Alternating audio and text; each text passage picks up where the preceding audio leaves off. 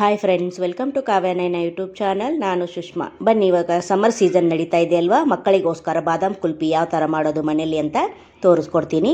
ಒಲೆ ಮೇಲೆ ಒಂದು ಪಾತ್ರೆ ಇಟ್ಕೊಂಡಿದ್ದೀನಿ. ಅದಕ್ಕೆ ನಾನು ಅರ್ಧ ಲೀಟರಷ್ಟು ಹಾಲು ಹಾಕೋತಾ ಇದ್ದೀನಿ. ನೀವು ಯಾವ ಹಾಲು ಬೇಕಾದರೂ ಕೂಡ ಹಾಕೋಬೋದು. ನಾನು ಇಲ್ಲಿ ನಂದಿನಿ ಹಾಲನ್ನ ಹಾಕೋತಾ ಇದ್ದೀನಿ. ನೋಡಿ, ಚೆನ್ನಾಗಿ ಈ ಥರ ಕಾಯಿಸ್ಕೋಬೇಕು. ಚೆನ್ನಾಗಿ ಕುದಿಬೇಕು. ಇದು ಒಂದು 10 ನಿಮಿಷ ಚೆನ್ನಾಗಿ ಕುದಿಸ್ಕೊಳ್ಳೋಣ. ನೋಡಿ, ಈ ಥರ ನೊರೆ ಬರೋವರೆಗೂ ಕುದಿಸ್ಕೋಬೇಕು. ಕೈ ಕೂಡ ಬಿಡಬಾರ್ದು. ಈ ಥರ ನಾವು ತಿರುಗಿಸ್ತಾನೆ ಇರಬೇಕು. ಕೆನೆ ಮಾತ್ರ ಕಟ್ಟಬಾರ್ದು. ನೋಡಿ, ಈ ಥರ ನಾವು ಕುದಿಸ್ಕೊಳ್ಳೋಣ. ನೋಡಿ, ಆದಷ್ಟು ನಮಗೆ ಹಾಲು ಗಟ್ಟಿ ಆಗ್ತಾ ಬರುತ್ತೆ. ನೋಡಿ, ಇವಾಗ ನಾವು ಇದಕ್ಕೇನೆ 5 ರೂಪಾಯಿ ಪ್ಯಾಕೆಟ್ ಬಾದಾಮ್ ಪುಡಿ ಬರುತ್ತಲ್ಲ ಅಂಗಡಿಯಲ್ಲಿ, ಅದನ್ನು ನಾನು 2 ಪ್ಯಾಕೆಟು ತೊಗೊಂಡಿದ್ದೀನಿ. ನೀವು ಅರ್ಧ ಲೀಟ್ರಿಗೆ 1 ಪ್ಯಾಕೆಟು ಕೂಡ ಹಾಕೋಬೋದು. ನಾನಿಲ್ಲಿ ಟೇಸ್ಟ್ ಚೆನ್ನಾಗಿ ಬರುತ್ತೆ ಅಂತ ನಾನು 2 ಪ್ಯಾಕೆಟ್ನ 5 ರೂಪಾಯಿದು 2 ಪ್ಯಾಕೆಟ್ ನಾನು ತೊಗೊಂಡಿದ್ದೀನಿ. 10 ರೂಪಾಯಿದು. ನೋಡಿ, 2 ಪ್ಯಾಕೆಟ್ನು ನಾನು ಕಟ್ ಮಾಡಿಕೊಂಡು ಹಾಕೋತಾ ಇದ್ದೀನಿ. ನೋಡಿ, ಟೇಸ್ಟ್ ಮಾತ್ರ ಸಖತ್ತಾಗಿರುತ್ತೆ ಫ್ರೆಂಡ್ಸ್. ನೀವು ಮನೆಯಲ್ಲೇ ಬಾದಾಮ್ ಪುಡಿ ಮಾಡ್ಕೊಂಡಿದ್ರೆ ಇನ್ನೂ ಒಳ್ಳೆಯದು. ಅದನ್ನು ಕೂಡ ನೀವು ಹಾಕೋಬೋದು. ನೋಡಿ, ಇವಾಗ ಮತ್ತೆ ಈ ಥರ ಕಲಿಸ್ತಾ ಇರಬೇಕು. ನೋಡಿ, ಚೆನ್ನಾಗಿ ಮತ್ತೆ ಕುದಿಬೇಕು. ಇದು ಹಾಲು ಎಷ್ಟು ಕುದಿಸ್ತೀವೋ ಅಷ್ಟು ರುಚಿ ಕೊಡುತ್ತೆ. ನೋಡಿ, ಯಾವಾಗಲೂ ಆಚೆ ಕಡೆಯಿಂದನೇ ಮಕ್ಕಳಿಗೆ ಕೊಡ್ತೀವಿ. ಇವಾಗ ಮನೆಯಲ್ಲೇ ನಾವು ಮಾಡ್ಬೋದಲ್ಲ ಅಂತ ತೋರಿಸ್ತಾ ಇದ್ದೀನಿ ನಾನು. ನೀವು ಒಂದು ಸತಿ ಟ್ರೈ ಮಾಡಿ ಯಾವ ಥರ ಬಂತು ಅಂತ ಕಮೆಂಟಲ್ಲಿ ತಿಳಿಸಿ ಫ್ರೆಂಡ್.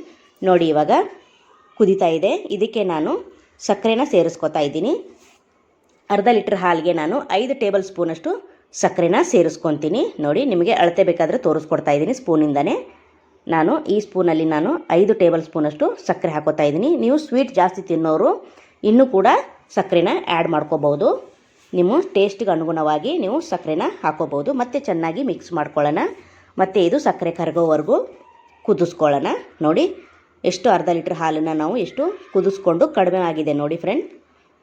ನೋಡಿ, ಕುದೀತಾ ಇದು ಕಡಿಮೆ ಆಗ್ತಾ ಹೋಗುತ್ತೆ.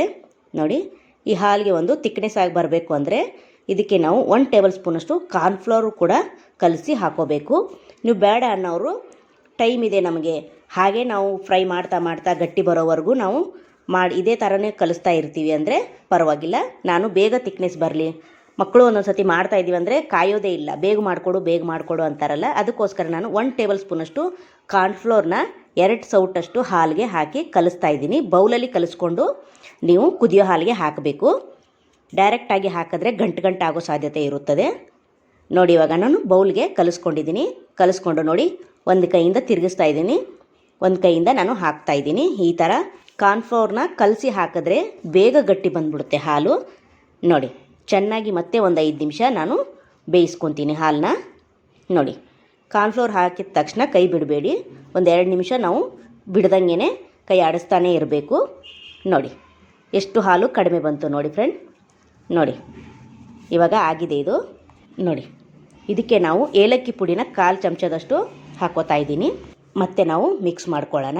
ನೋಡಿ, ಚೆನ್ನಾಗಿ ಮಿಕ್ಸ್ ಮಾಡ್ಕೋತಾ ಇದ್ದೀನಿ. ನೋಡಿ, ತುಂಬ ಟೇಸ್ಟಿಯಾಗಿರುತ್ತೆ. ಹಾಗೆ ನಮ್ಮ ಚಾನಲ್ನ ಇನ್ನೂ ಯಾರೂ ಸಬ್ಸ್ಕ್ರೈಬ್ ಮಾಡ್ಕೊಂಡಿಲ್ಲ, ಪ್ಲೀಸ್ ಹೋಗಿ ಸಬ್ಸ್ಕ್ರೈಬ್ ಮಾಡ್ಕೊಳ್ಳಿ. ಬೆಲ್ ಐಕನ್ನ ಪ್ರೆಸ್ ಮಾಡಿ ಆಲ್ ಅನ್ನೋ ನೋಟಿಫಿಕೇಷನ್ನ ಸೆಲೆಕ್ಟ್ ಮಾಡಿಕೊಂಡ್ರೆ ನಾವು ಹಾಕೋ ವಿಡಿಯೋ ಎಲ್ಲ ಮೊದಲು ನಿಮಗೆ ಬರುತ್ತದೆ. ಎಲ್ರಿಗಿಂತ ಮುಂಚೆ ನೀವೇ ನೋಡ್ಬೋದು ಫ್ರೆಂಡ್ಸ್. ನೋಡಿ, ಇವಾಗ ಆಗಿದೆ ಇದು ಇಷ್ಟ ಆದರೆ, ಇಷ್ಟು ಗಟ್ಟಿ ಬಂದರೆ ಸಾಕು. ಇದನ್ನು ಒಲೆ ಆಫ್ ಮಾಡಿ ಕೆಳಗಡೆ ಇಳಿಸಿ ನಾವು ಒಂದು 10 ನಿಮಿಷ ಆರೋದಕ್ಕೆ ಬಿಡಬೇಕು. ನೋಡಿ, ಒಂದು 10 ನಿಮಿಷ ನಾವು ಆರೋದಕ್ಕೆ ಬಿಡೋಣ. ನೋಡಿ, ಇವಾಗ ಒಂದು 10 ನಿಮಿಷ ಆದಮೇಲೆ ನಿಮಗೆ ತೋರಿಸ್ತಾ ಇದ್ದೀನಿ. ನೋಡಿ, ಎಷ್ಟು ಗಟ್ಟಿ ಬಂದಿದೆ. ಇವಾಗ ಕುಲ್ಫಿ ಮೋಲ್ಡನ್ನ ತಗೊಳ್ಳೋಣ. ನೋಡಿ, ನಿಮ್ಮ ಮನೇಲಿ ಕುಲ್ಫಿ ಮೋಲ್ಡ್ ಇಲ್ಲ ಅಂದರೆ ನೀವು ಕಾಫಿ ಗ್ಲಾಸಲ್ಲೂ ಕೂಡ ಹಾಕೋಬೋದು. ಅದರಲ್ಲೂ ಕೂಡ ತುಂಬ ಚೆನ್ನಾಗಿ ಬರುತ್ತೆ. ನೋಡಿ, ಎಷ್ಟು ಹಿಡಿಸುತ್ತೋ ಅಷ್ಟು ನಾವು 2 ಸೌಟಷ್ಟು ಹಾಕೋತಾ ಇದ್ದೀನಿ ಎಲ್ಲ ಮೋಲ್ಡು. ನೋಡಿ, ಎಷ್ಟು ಹಿಡಿಸುತ್ತೋ ಅಷ್ಟೇ ಹಾಕ್ಕೊಳ್ಳಿ. ನೋಡಿ, ಸೂಪರ್. ಮೋಲ್ಡೇ ಬೇಕಂತೇನಿಲ್ಲ, ನೀವು ಮನೇಲಿ ಯಾವುದಿರುತ್ತೋ ಗ್ಲಾಸು ಅದರಲ್ಲಿ ನೀವು ಮಾಡ್ಕೋಬೋದು. ಮಕ್ಕಳಿಗೆ ಮಾಡಿಕೊಟ್ರೆ ತುಂಬ ಇಷ್ಟಪಡ್ತಾರೆ.